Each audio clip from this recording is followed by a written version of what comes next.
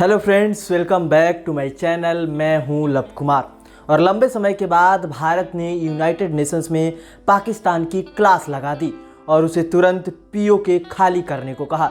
तो आइए जानते हैं पूरा मामला क्या है। पाकिस्तान ने यूएन में क्या कहा था जिसके जवाब में भारत ने पाकिस्तान की क्लास लगा दी। साथ ही ये भी जानेंगे कि ये स्नेहा दुबे कौन है जिनकी चर्चा पूरे देश भर में हो रही है। तो चलिए शुरू करते हैं।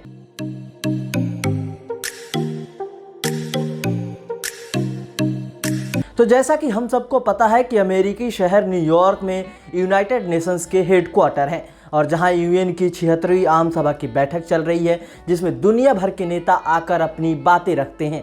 और इस बैठक में शामिल होने के लिए भारत के प्रधानमंत्री अमेरिका भी गए हुए हैं, जहां शनिवार को उन्होंने भाषण दिए।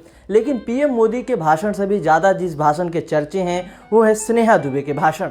दरअसल United Nations general assembly UNGA में भारत के प्रधानमंत्री मोदी से पहले पाकिस्तान के प्रधानमंत्री इमरान खान ने भाषण दिया था। वे खुद तो नहीं आए थे, उनका एक वीडियो चलाया गया जिसके माध्यम से इमरान खान ने यूएनजीए को संबोधित किया। और इस दौरान अपने आदत से लाचार, कभी न सुधरने वाले इमरान खान ने एक बार फिर से वही हरकत कर दी जो आज से पहले भी वो कई बार कर चुके हैं। इमरान खान ने यूएन में कहा कि कश्मीर में मानवाधिकारों का उल्लंघन हो रहा है और भाजपा सरकार मुस्लिमों के खिलाफ डर का माहौल पैदा कर रही है। इतना ही नहीं, इस्लामोफोबिया का जिक्र करते हुए संयुक्त राष्ट्र से इस पर बैठक बुलाने तक की मांग कर दी। और इतने से भी इमरान खान का मन नहीं भरा तो आगे कहा कि भारत अपने फैसलों और कार्रवाई से जम्मू कश्मीर पर संयुक्त राष्ट्र सुरक्षा परिषद के प्रस्तावों का उल्लंघन कर रहा है। संयुक्त राष्ट्र सुरक्षा परिषद के प्रस्ताव में कहा गया है कि इस विवादित इलाके का समाधान यूएन की निगरानी में जनमत संग्रह से होगा। भारत कश्मीर में मानवाधिकार का भी उल्लंघन कर रहा है।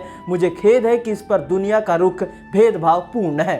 अपनी बातों को कहकर तो इमरान खान चले गए और यूएन ने उनकी किसी भी मांग पर कोई ध्यान नहीं दिया। लेकिन बात इमरान खान ने भारत की थी तो जवाब देना जरूरी था, तो भारत ने जवाब दिया भी, राइट टू रिप्लाई का इस्तेमाल करते हुए।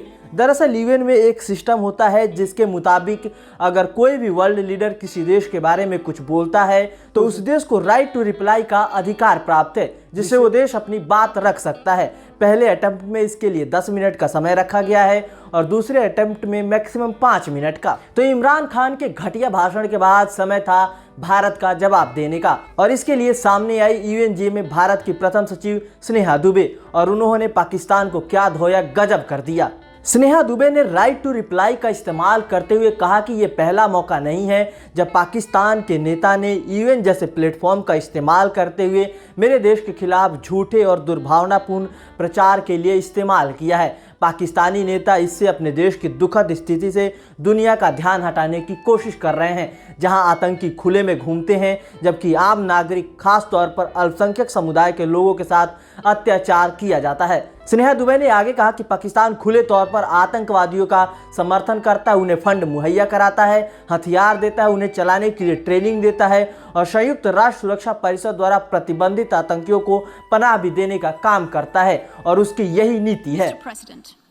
Member states are aware that Pakistan has an established history and policy of harboring, aiding, and actively supporting terrorists.